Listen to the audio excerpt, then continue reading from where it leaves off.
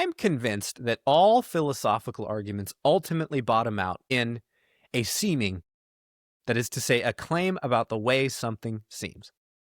Now, in standard usage, I think anyway, intellectual seemings, like when we contemplate the proposition that 2 + 2 = 4, or that a contradiction can't be true, those aren't perceptual seemings. We're not using our senses to get at that, but they still seem right.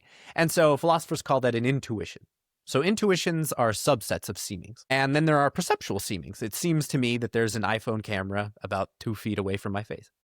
And I think that all philosophical arguments ultimately bottom out or end, or I suppose begin, depending on how you look at it, with a seeming. This seems right to me, and I will build from this. So that's the first point. Seemings and intuitions specifically are part and parcel of, or indispensable elements of the philosophical methodology.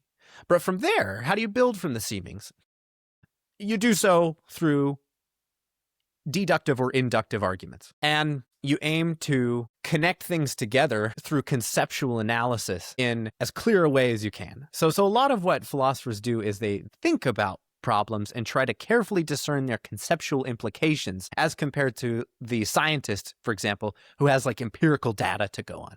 That's not always a clean and fast distinction between science and philosophy.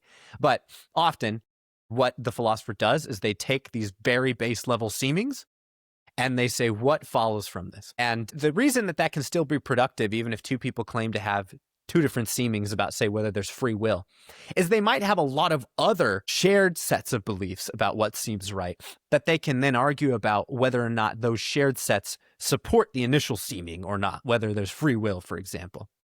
And so as long as there's some common ground between two philosophers, they can try to use that common ground using the tools of conceptual analysis, inductive logic, deductive logic, to try and show that their viewpoint on a matter, what seems right to them, is more justified. That's a rough and ready statement about how philosophy works.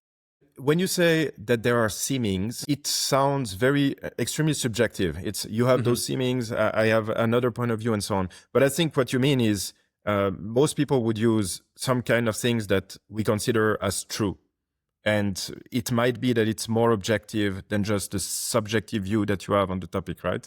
For example, if I say, if I say all humans are mortal, that's a true statement that we consider it's true because we never had a case where it's not true, but that would still be a seeming. It's just that we objectively agree that it seems like this. Or do you see it differently as truth and seeming as two different concepts? Well, what seems to be true can turn out to be false. So I wouldn't want to identify what seems to be true with the truth itself. Rather, I would just say that the way something seems is, all things being equal, justification for believing that things are that way. So if it seems to me, and this can differ in strength depending on the strength of the seeming, it seems to me that 2 + 2 = 4. And if ultimately that's like a basic mathematical axiom, and I know it's not, but ultimately you'll get to similar basic mathematical axioms. And how do we know they're true? Because they just overwhelmingly seem true. And absent any reason to think that we are being misled, or that we're hallucinating, or that we're delusional, or that we suffer from cognitive impairments, we are justified in accepting the results of the intellectual intuition. I think that's ultimately our justification for believing that there's a world of physical objects around us. It seems that there are. We have these sensory experiences, and we have no reason usually to think that we're hallucinating.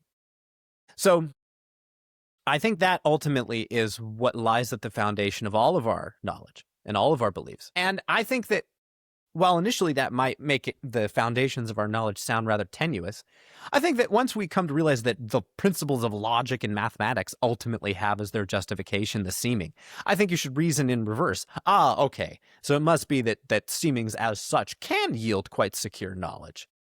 It's just, the point I'm just getting at is that if two people disagree, and they say they're trained philosophers, and they can go back and forth carefully and consistently, here's my argument. Why do you think that? Well, I think that because of this. Okay, well, but why do you think that? Well, because of these further claims. Ultimately, that dialectic is going to bottom out in a seeming.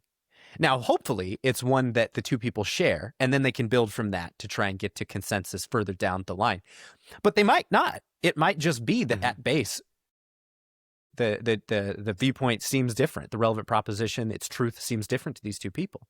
And then they can't make any further progress. But the hope is that most of the time or much of the time, you can make